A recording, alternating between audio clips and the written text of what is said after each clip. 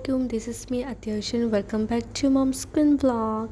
So আজকে দেখতেই পারছেন কতটা সানি ডে আছে, অ্যান্ড এটা বেসিক্যালি আমার নানু বাড়িতে ব্লগ করা।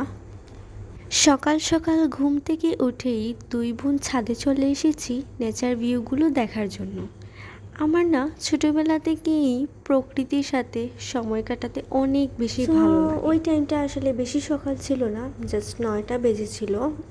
আর দেখতেই পাচ্ছেন আকাশটা কত সুন্দর লেগেছে, আর এখানে কোনো ফিল্টার নেই গাইজ, এটা হচ্ছে নেচার ভিউ। এখানে আমার মামাতো বোন ওর বান্ধবীর সাথে মাদ্রাসায় যাচ্ছে, আর ভাবলাম যেহেতু নানাবাড়ি আসছি ওদেরকে একটু এগিয়ে দিই। আমি আর আমার বোন ওদেরকে মাদ্রাসায় দিয়ে বাসায় চলে এসেছি। আর এই যে এটা হচ্ছে ওর বাসায় ফেরার পর, মানে বিকেলের দিকে। সো প্রেয়ার টাইম শেষ করে আমরা যে আসরের পরে এবং মাগরিবের আগে চলে এসেছি ছাদে।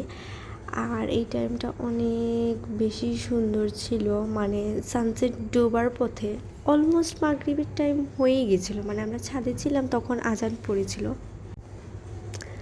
সো এখানে হচ্ছে আমার আরেকটা মামাতো বোন পিচি, ওকে নিয়ে একটু ঘোরাঘুরি করে নিয়েছি।